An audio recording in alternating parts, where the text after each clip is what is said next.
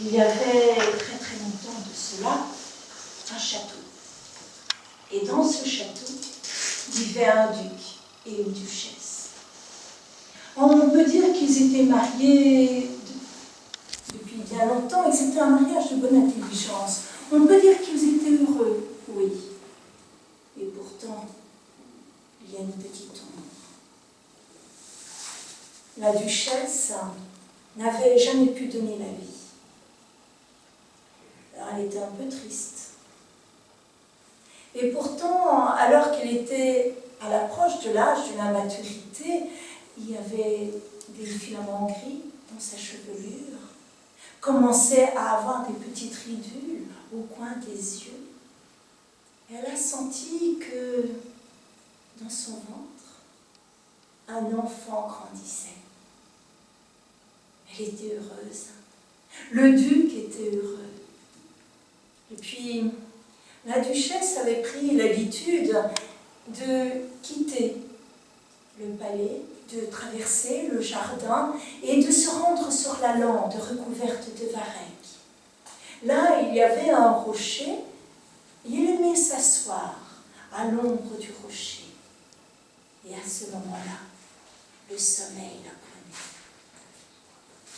prenait. Et un jour, qu'elle dormait à poing fermé, elle a vu apparaître en rêve 3 parcs. Alors les parcs en Islande, c'est pas comme les parcs en Grèce antique, non, ce sont des fées très belles, très bonnes. Elles sont habillées de haut jusqu'en bas d'une grande robe noire et elles ont de longs cheveux. Il y a une des parcs dans le rêve qui dit « Duchesse, dans quelques jours tu vas mettre au monde une petite fille et tu vas l'appeler Mardola. Mardola en islandais, cela veut dire la plus belle. Mais surtout, quand tu feras le baptême, surtout n'oublie pas de nous inviter, tu ne le regretteras pas. » Et tel un brouillard, les parcs se sont évaporés. La duchesse est sortie de son rêve et est rentrée chez elle. Et c'est vrai que quelques jours plus tard, elle a mis au monde une petite fille d'une beauté sublime. Mardola a été son nom. Et puis quelques semaines plus tard, on a organisé son baptême. À cette occasion, dans la grande salle du palais, on a installé de grandes tablées. Et puis on a sorti la vaisselle d'or et de vermeil. Et on a invité les plus grands de ce monde. On a invité les rois et les reines, les princes et les princesses, les ducs et les duchesses, les comtes et les... les barons et les... les marquis et les... les chevaliers et les... les belles dames. Les dames. Ah, vous n'êtes pas tombé dans le panier. Et donc, tous les invités étaient autour de cette grande tablée et les mets étaient abondants et l'hydromel coulait à flot. Quand tout à coup, les grandes portes de la salle se sont ouvertes et on a vu arriver les 3 parcs survolant le sol. Elles se sont toutes les 3 approchées du berceau où dormait Mardola. Et la première l'a regardée et lui dit « Ah, Mardola, Mardola, tu es belle, rien que par ton prénom. Alors, laisse-moi te donner le don de sagesse. » La deuxième s'approchait déjà et elle dit « Belle, belle, tu es par ton prénom et c'est vrai que tu seras sage. Moi, je vais te donner le don exceptionnel que quand tu seras heureuse ou que tu seras malheureuse, tu pleureras des larmes en or. » La troisième s'approchait du berceau, a regardé Mardola et lui dit « Oh Mardola, tu es belle rien que par ton prénom. Toute ta vie tu seras sage et toute ta vie tu pleureras des larmes en or. » Mais voilà, et elle n'a pas eu le temps d'aller plus loin que les grandes portes de la salle se sont ouvertes violemment et la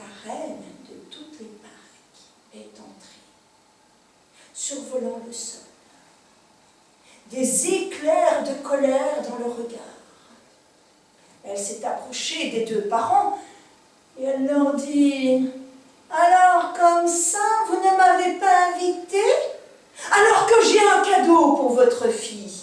Et elle s'approche du berceau. Ouais, Belle, tu le seras rien que par ton prénom. Et c'est vrai que tu seras sage. Et c'est vrai aussi que tu vas pleurer des larmes en or. Mais moi, je te le dis, le jour de tes 16 ans sera le jour de ta nuit de noces. Et ce jour-là, tu te transformeras en phoque. Et alors, la reine de toutes les barques, avec un rire tonitruant, tout en survolant le sol, a quitté la grande salle. La troisième barque s'est approchée. Il est vrai que tu seras belle, Mardola, et que tu seras sage et que tu pleureras des larmes en or. Mais sache que je ne peux défaire ce qui a été fait, et sache que je ne peux dédire ce qui a été dit. Il est vrai que le jour de tes 16 ans sera le jour de ta nuit de noces, et que ce jour-là, tu te transformeras en phoque. Sauf si une amie sincère prend ta place. Et sur ce, le regard peiné, les trois barques s'en vont. Le duc et la duchesse ont pleuré toutes les larmes de leur corps. Ils étaient tristes. Mais le duc s'est repris et il a dit, je vais trouver une amie à ma fille. Pour cela, il a quitté le palais, il a quitté sa ville, à travers l'Islande. Il a marché, il a voyagé, il est entré dans toutes les villes, dans toutes les cités, dans tous les villages, dans tous les hameaux. Il est entré dans tous les châteaux, dans toutes les fermes, dans tous les castels, dans toutes les maisons. Et puis, tout au nord de l'Islande, là où jamais personne ne peut y mettre les pieds, il y avait une pauvre masure. Et à côté de cette masure, il y avait un petit jardin qui donnait maigre. Et dans ce jardin, il y avait une femme avec ses 2 filles, dont l'une, Sigrid est son nom, dont l'une ressemblait comme 2 gouttes d'eau à Mardola. Alors, le duc a demandé pour emmener la petite fille. Et la mère a accepté, en échange d'un sac de ducat d'or. Et c'est ainsi que Sigrid a été ramenée au palais, qu'elle a été élevée en même temps que Mardola. Elles étaient belles toutes les deux, elles étaient sages toutes les deux, elles avaient le même âge, elles se ressemblaient comme 2 gouttes d'eau, personne ne pouvait les différencier. Sauf qu'il y en avait une, au coin des yeux, qui laissait couler des larmes en or. Mais voilà que le temps passe vite, aussi bien dans la vie que dans les histoires. Et Mardola a déjà 16 ans. C'est le jour de sa nuit de noces. Elle épouse le fils du roi. Alors vous savez comment cela se passe. Il y a la cérémonie, il y a le banquet, il y a les danses, il y a la musique, et puis il y a l'entrée dans la chambre nuptiale. Pour cela, les parents et les beaux-parents emmènent les jeunes mariés. Ils écartent les courtines.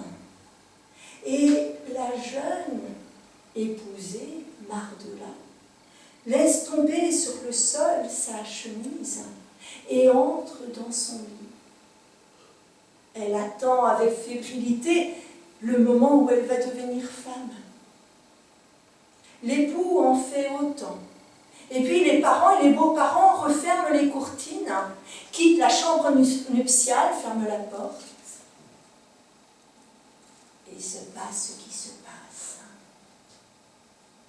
Dites-moi, êtes-vous bien Mardola? N'êtes-vous pas Sigrid? Ah, mon cher époux, je suis Mardola. Mais c'est le cas. Remplissez ce mouchoir de batiste de vos larmes en or. Ainsi, j'en aurai la preuve. Mon époux, je ne peux pleurer. Je n'ai aucune larme à faire sortir de mon corps, mais je vais prendre votre mouchoir, je vais quitter la chambre et je vais penser à quelque chose de triste. Et je reviendrai dans quelques instants avec votre mouchoir rempli de mes larmes en or. Mardola s'est rhabillée, a quitté la chambre. À ce moment-là, au moment où elle refermait la porte derrière elle, tous les flambeaux des pièces et des couloirs se sont éteints. À ce moment-là, le palais qui était calme s'est mis à bouger dans tous les sens. Et l'instant d'après, tout à nouveau était calme et les flambeaux brillaient. Sigrid, qui était au courant de ce qui allait arriver, a tout de suite compris que quelque malheur se préparait. Sigrid a quitté sa chambre, elle a couru à travers le palais, elle est arrivée devant la porte de la chambre nuptiale et elle a vu sur le sol des traces de pas humides. Elle a tout de suite compris de quoi il s'agissait. Elle a suivi ses pas hors du palais, hors du jardin, dans la lande. Et elle a vu au loin, au milieu de l'immensité salée, à la lueur du globe lunaire, l'ombre d'un phoque. Oui, mais pas n'importe lequel. Car au coin des yeux brillait la brillance de l'or.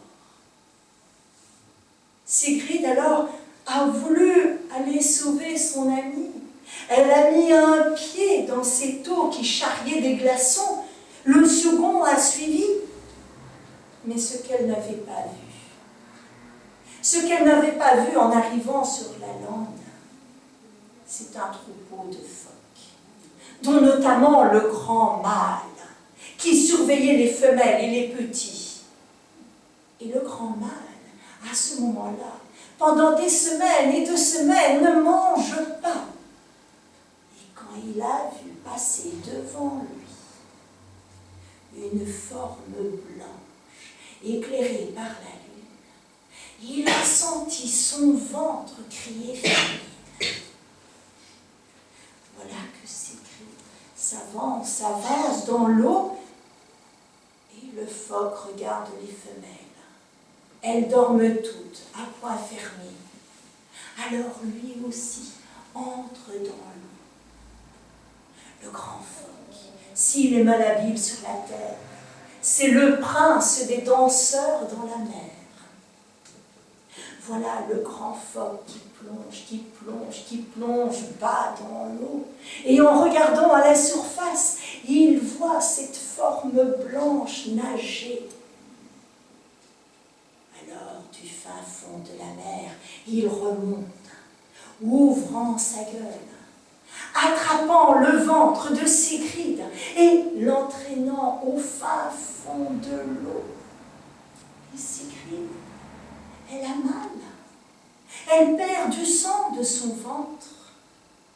Sigrid sent la mort venir, mais il y a encore une lueur de vie, une lueur de courage. Et Sigrid l'attrape. Grâce à cela, elle assène des coups sur le museau du grand phoque, qui a mal, qui lâche prise, et Sigrid revient à la surface. Sigrid alors se met à nager en direction du phoque là-bas, de loin. Le problème, c'est que le grand mâle a goûté au sang des hommes et c'est bon. C'est bon le sang des hommes. Alors il veut y regoûter. À nouveau, du fin fond de la mer, il monte droit et attrape les pieds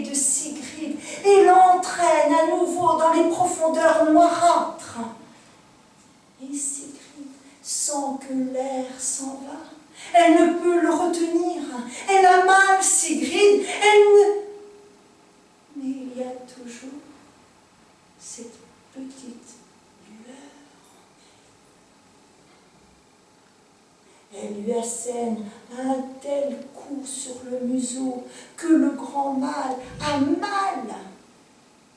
Il lâche prise et il retourne auprès des femelles. Pendant ce temps, Sigrid, accompagnée de la musique, remonte à la surface. La lune lui dit: plus de musique, Sigrid. Regarde devant toi. Et devant elle, il y a Marthe. Elle l'attrape par le cou. Et ce qui s'est passé, ma foi, je n'en sais rien. Jamais le conte ne me l'a dit. Toujours est-il que le lendemain matin, Sigrid est dans son lit. Ses blessures ont été pansées. Auprès d'elle, il y a Mardola, en chair et en os, en compagnie de son époux. Et il y a les parents de Mardola. Cette histoire, quand on la raconte en Islande, eh bien, les Islandais aiment bien dire quand on trouve un ami. Et des fois, on peut n'en trouver qu'un seul sur toute sa vie. On fait tout